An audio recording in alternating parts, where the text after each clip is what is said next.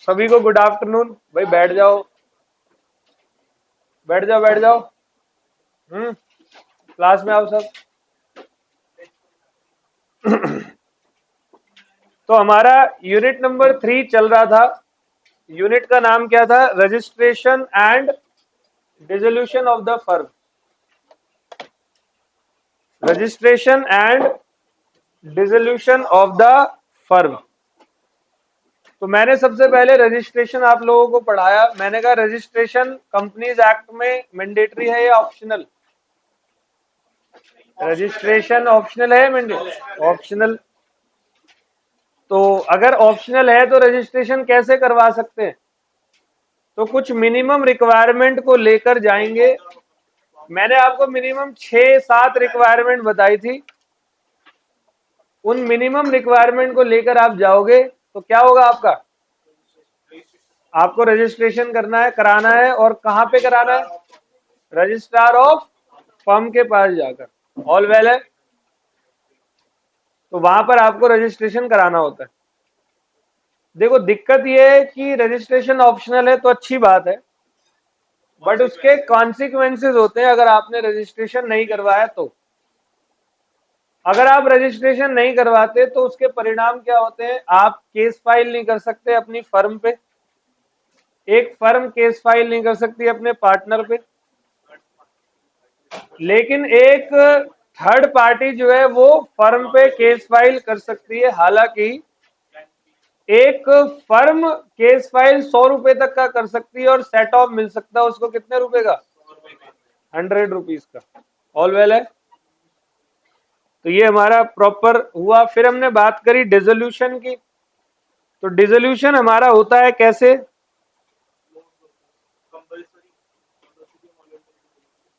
Dissolution आपका हो सकता है 5 तरीकों से। एक है डिसोल्यूशन बाय एग्रीमेंट, एक है डिसोल्यूशन बाय नोटिस, एक dissolution on happening of certain event that is contingent event, एक कंपलसरी डिसोल्यूशन, और एक dissolution on by intervention of. तो ये आप लोगों ने पढ़ा। आज हम लोग शुरू करेंगे पोस्ट डिसोल्यूशन मैटर्स। मतलब ऑलमोस्ट ये खत्म हो गया चैप्टर आपका, तो थोड़ा सा बचा हुआ है। कोशिश करेंगे अगले 30-40 मिनट में इसको कंप्लीट करें। कंपनी लॉ आज करें, अगली क्लास से करेंगे फ्रेश माइंड से। तो पोस्ट डिसोल्यूशन मैटर्स मैं आप लोगों को बताऊंगा। उसमें सबसे पहला पोस्ट डिसोल्यूशन मतलब डिसॉल्व अगर फर्म हो भी गई तो भी हर एक्टिव पार्टनर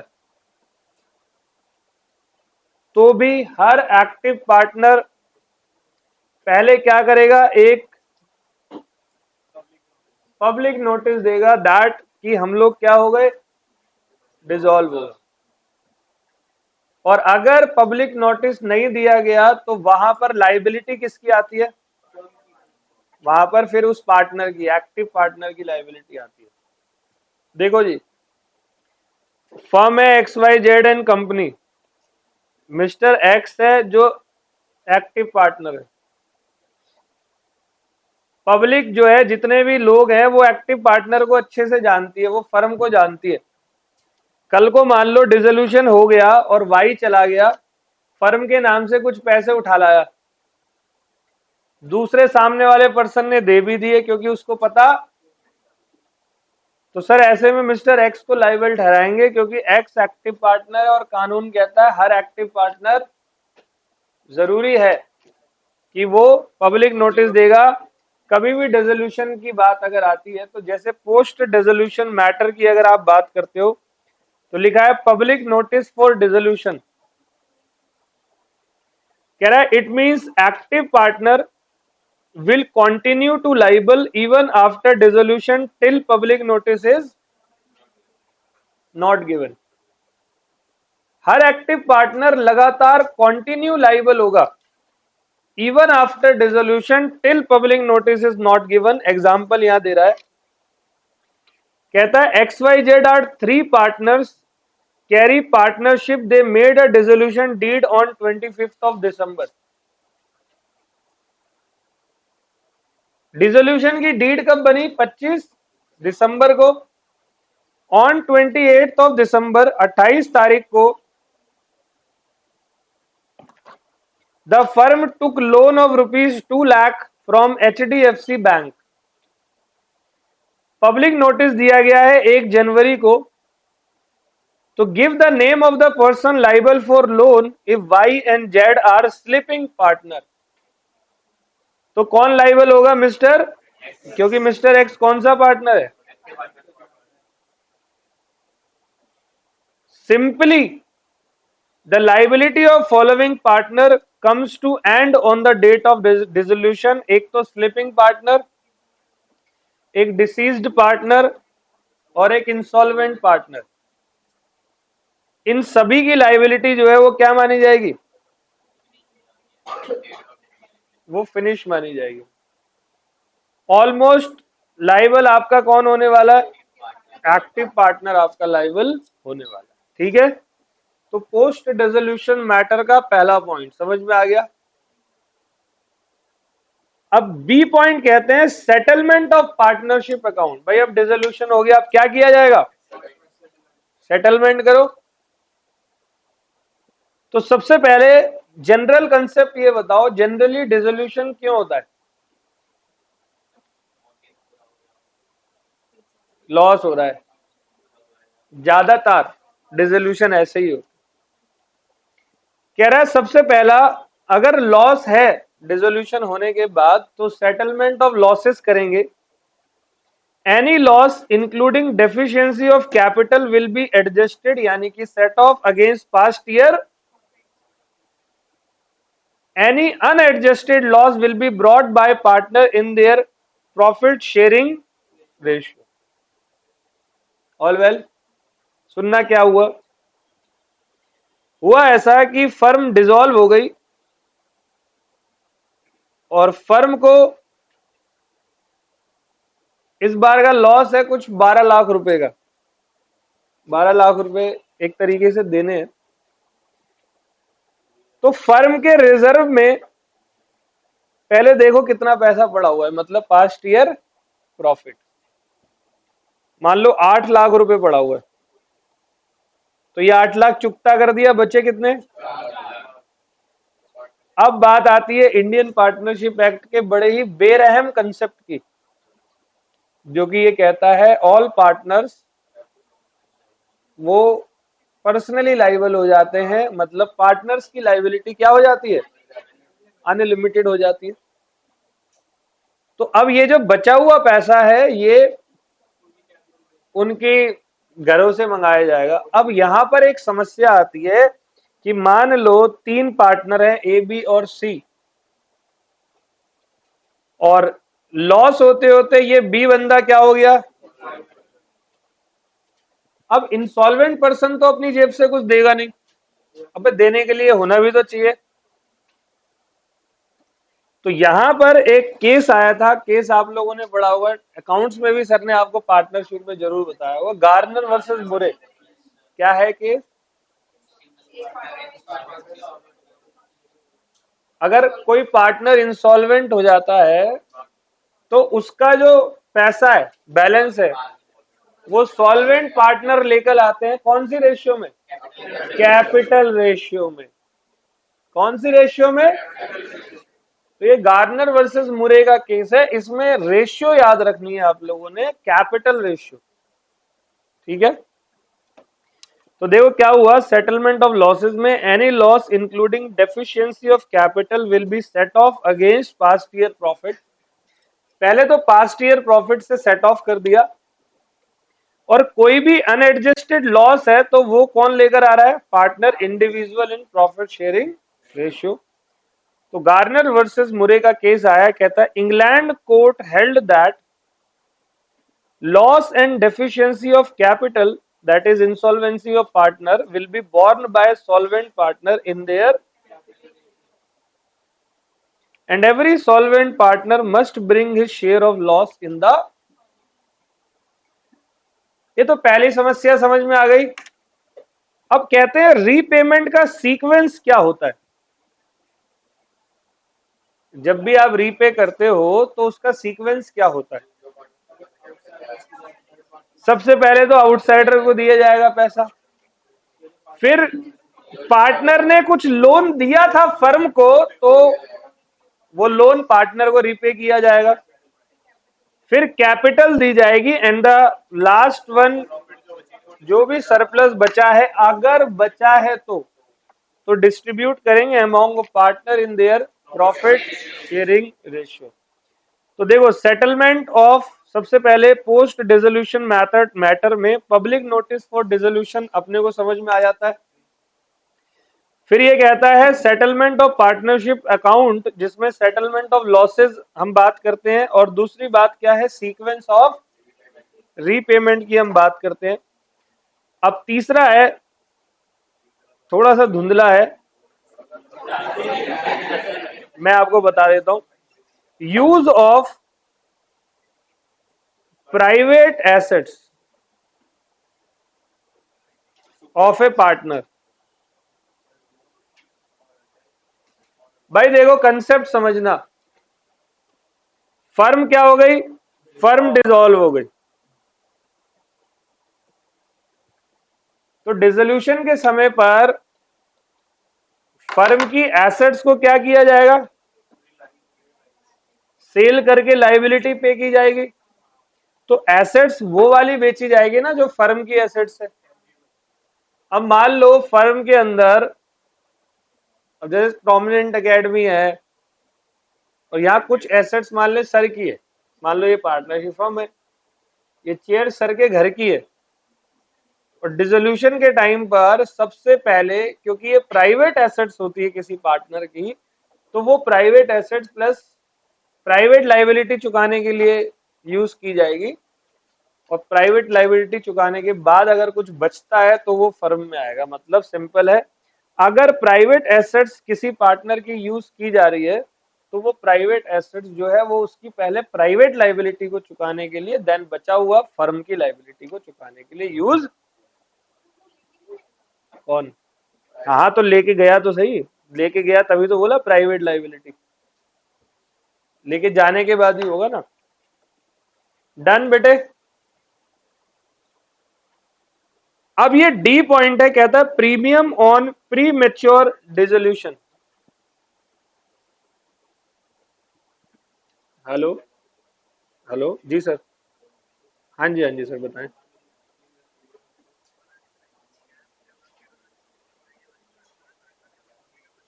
जी जी जी सर जी, यस यस। हाँ जी,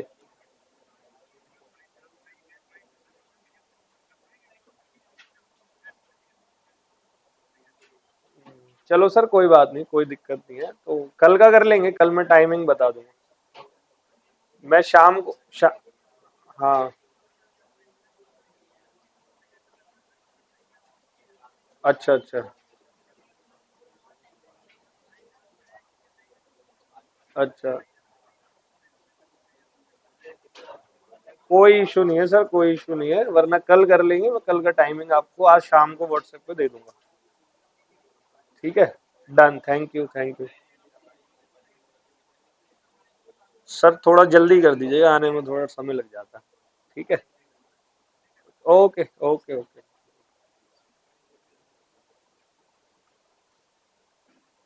तो yes please, post dissolution matter आ रहा है समझ में। अब क्या हुआ, एक फर्म है एबीसी एंड कंपनी, इस फर्म में, इस फर्म का नाम अच्छा है, रेप्यूटेड फर्म है। एक मिस्टर डी इस फर्म में आया पार्टनर बनने के लिए, इनकमिंग पार्टनर हो गया। तो फर्म में एबीसीएन कंपनी ने डी को ये बात बोली, भाई तू आज आ रहा है, जमी जमाई फर्म के अंदर आ रहा है, हमें तो 15-20 साल हो गए मेहनत करते हुए, तो एक काम कर, तू गुडविल भी लेकर आ भाई। तो mister D ABC and company में मान लो 5 लाख रुपए की गुडविल लाया 5 साल के लिए। इसने कितने साल की गुडविल दी? कितने रुपए दिए? मतलब आगे आने वाले 5 साल तक ये बंदे का 1-1 लाख रुपए पर ईयर का ये गुडविल दे रहा है। कहने का मतलब ये है। अच्छी बात है भाई, गुडविल अगर हमारी है तो हम चार्ज करेंगे। अब हुआ ऐसा कि 2 साल बीतने के बाद फर्म का क्या हो गया? फर्म का डिसोल्यूशन हो गया।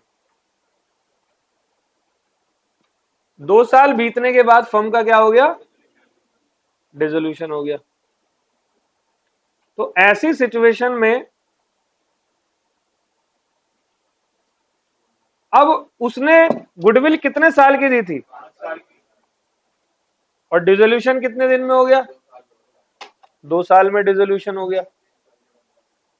तो अब वो पर्सन अपनी जो बैलेंस 3 साल, क्योंकि गुडविल तो 5 साल की दी है और यूज उसने 2 ही साल करी, फर्म बंद हो गई, तो वो जो उसने प्रीमियम दिया था वो 3 साल का वापस ले लिया। आ गया समझ? वो उस पार्टनर को मिलेगा भाई, उसकी गलती थोड़ी। अब ऐसे उसने तो 5 साल के पैसे दिए। तो देखो, premium on premature dissolution, मैं बोल रहा हूं सुनना। Pre mature dissolution means dissolution before specified period. If a partner has brought premium for a specified period, for example 5 lakh rupees for 5 years, but the firm is dissolved before that specific period, then paying partner can ask for return of proper premium from receiving। लेकिन 3 case में premium का amount return नहीं होता। अगर किसी partner की क्या हो गई तो क्या वो प्रीमियम के लिए मरेगा? नहीं जी, मुझे प्रीमियम दो, नहीं दे रहे, बीवी ले लियो, है ऐसा नहीं होता। Fault on the part of paying partner, गलत कौन था? मतलब फर्म डिसॉल्व ही उसी पार्टनर की वजह से हुई है। वही आ गया, लाओ जी प्रीमियम देना चाहिए, पहले उसके लिए अर्थी सजाई जाएगी।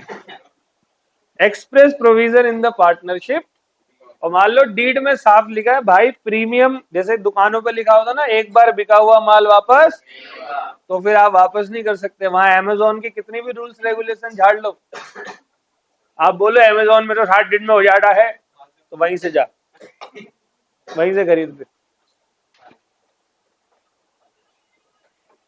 चलो ई पॉइंट देख लेते हैं। ई पॉइंट है recession of partnership by fraud. भाई सुनना जरा ध्यान से, बस होने वाला है 5-10 मिनट में खत्म ही हो जाए, 10 मिनट फिर बुक पे जाएंगे। पार्टनरशिप खत्म की गई है bye fraud, recession of partnership by fraud. अगर कोई नया पार्टनर एडमिट हुआ है किसी फर्म में फ्रॉड करके, होता नहीं है फर्म में फ्रॉड करके, जी मैं ये हूं मैं वो हूं, तो अगर कोई नया पार्टनर एडमिट हुआ है फ्रॉड करके, तो ऐसे में जो भी पार्टनर मिसलीड हुए हैं उस बंदे की वजह से जिसने फ्रॉड किया, और मिसलीड्स पार्टनर को पता लग गया कि भाई हमारे साथ क्या हुआ है, तो वो कॉन्ट्रैक्ट को कैंसिल कर सकते हैं। उसकी पार्टनरशिप की पार्टनरशिप एग्रीमेंट को क्या कर देंगे? कैंसिल। भाई तू जा, तू हमारी फर्म का पार्टनर। उसने कहा ठीक है, लाओ मेरे 2.5 लाख रुपए जो बैंक में मेरे पैसे पड़े हुए हैं।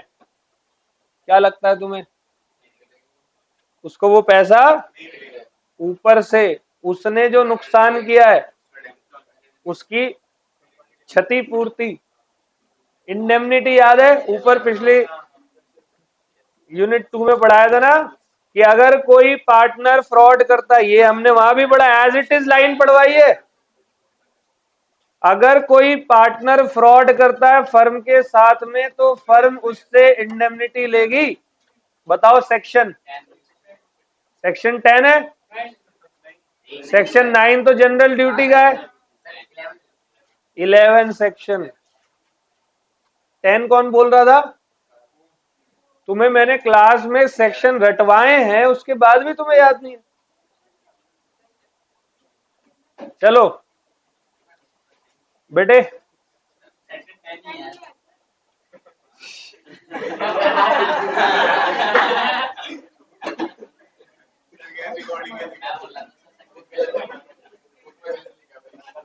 हाँ हाँ हाँ 10 duty to indemnify for loss. अब तुम मुझे डांटो। ठीक है, डन है। तो rescission of partnership by fraud, all well है। तो यहां कह रहा है इफ ए न्यू पार्टनर, कोई भी नया पार्टनर एडमिट होता है into the firm by fraud और misrepresentation, then such mislead partner gets following 3 rights. 3 right है। Right to cancel the partnership and right to have lien on surplus. Lien तो आप सभी जानते हो, अपने पास रख लेना, जब्त कर लेना एक तरीके से। और to ask for E point तक ओके। अब है गुडविल सेल कर सकते हैं क्या डिसोल्यूशन के बाद? हाँ भाई कर सकते हैं। तो जिसको गुडविल सेल की गई है वो बंदा बिजनेस का नाम यूज करेगा, मतलब seller of the goodwill firm का नाम फिर बाद में यूज। ठीक है भाई, खुद ही सोचो ना, मैं अपनी गुडविल बेच रहा हूं, मैं ही फर्म का नाम यूज कर रहा हूं, पॉसिबल है क्या? नहीं। तो sale of goodwill on dissolution कहता है at the time of dissolution goodwill of firm can be sold to including a partner. मान लो 4 पार्टनर है, 4 में एक अमीर है बहुत, उसने कहा एक काम करो मेरे को ही बेच दो, कहां तुम इधर उधर बेचोगे? तो बायर के राइट्स क्या है? बायर सेम बिजनेस करेगा और क्लाइंट को सक्सेसर की, मतलब क्लाइंट को बोलेगा जी अब मैं आज से इस फर्म को चला रहा हूं। अब सक्सेसर कौन होता है? जो पिछले वाले का बिजनेस अपने पास रख के चलाता है। ठीक है, तो ओल्ड पार्टनर के भी कुछ अधिकार हो सकते हैं। ओल्ड पार्टनर क्या गुडविल बेचने के बाद सिमिलर बिजनेस नहीं कर सकते? 100% कर सकते हैं, but not use the name of the जो भी फर्म सेल करी गई है।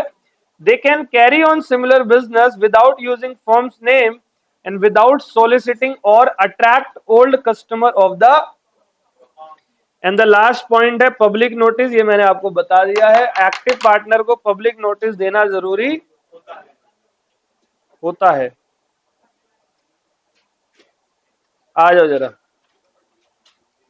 तो रजिस्ट्रेशन मेरा डन था, डिसोल्यूशन मेरा काफी हद तक मैंने बता दिया है।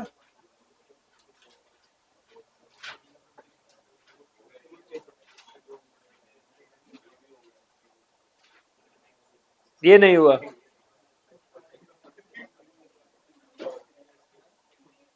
चलो, कंसीक्वेंस ऑफ डिसोल्यूशन ये पढ़ लो जरा फटाफट से। अगले 5 से 10 मिनट में तुम्हारा ये क्लियर करता हूं। Consequent to the dissolution of a partnership firm, firm के पार्टनरशिप के डिसॉल्व होने के परिणाम क्या होते हैं? The partner have certain rights and liability as are discussed. Number A, liability for act of partner done after dissolution. तो देखो भाई,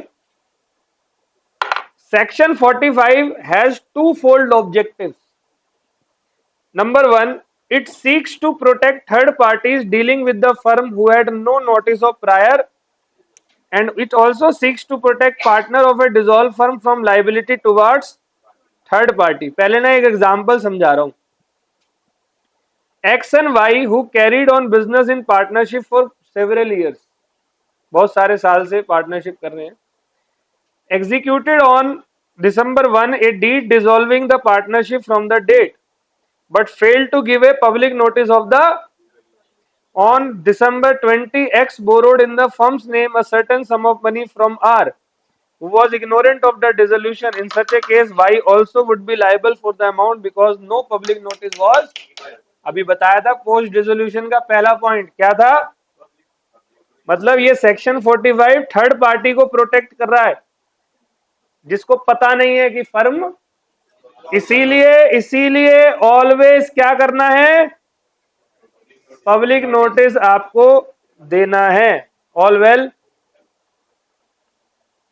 However, there are exceptions to the rule। इसके कुछ एक्सेप्शन है stated in above example, that is even where notice of dissolution has not given, notice नहीं किया तो भी लाइबिलिटी, इन 3 केसेस में लाइबिलिटी नहीं होती।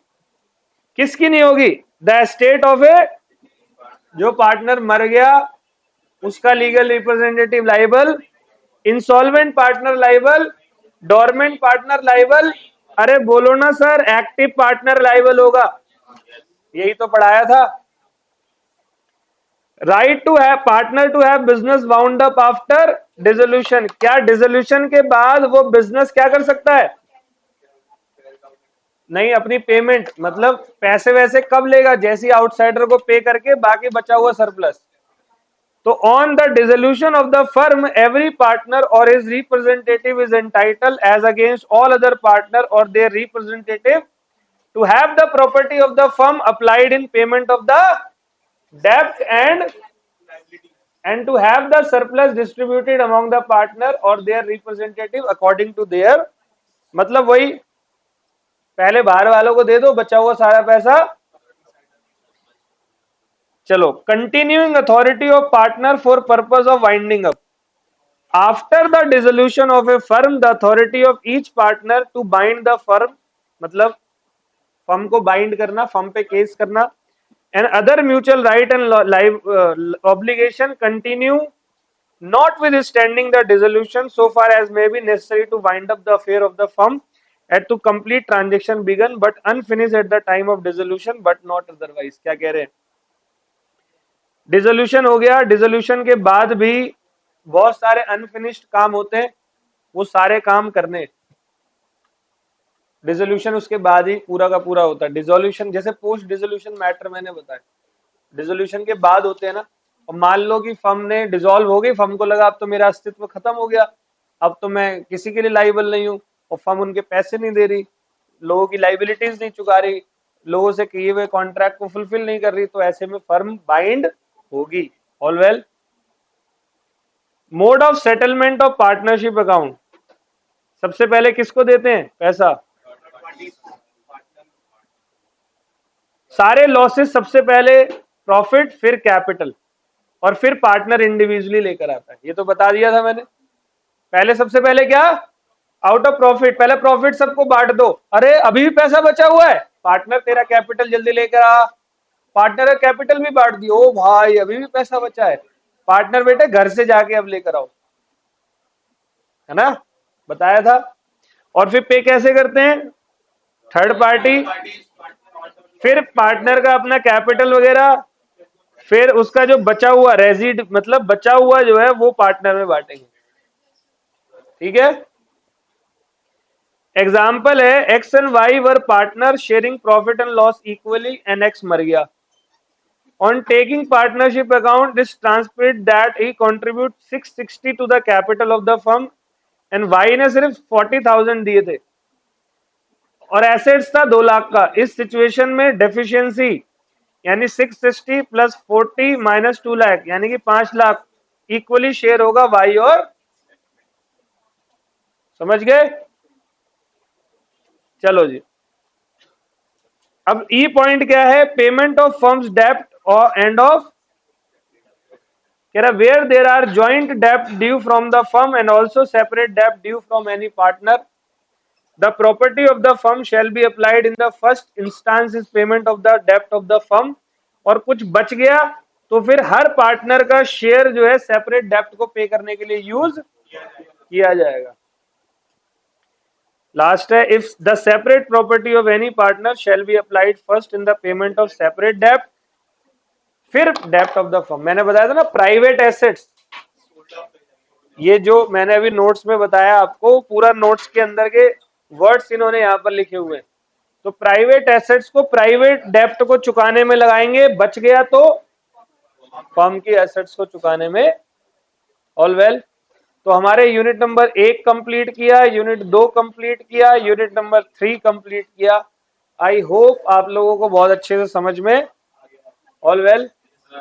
चलो 1 मिनट बैठ जाओ अभी कहीं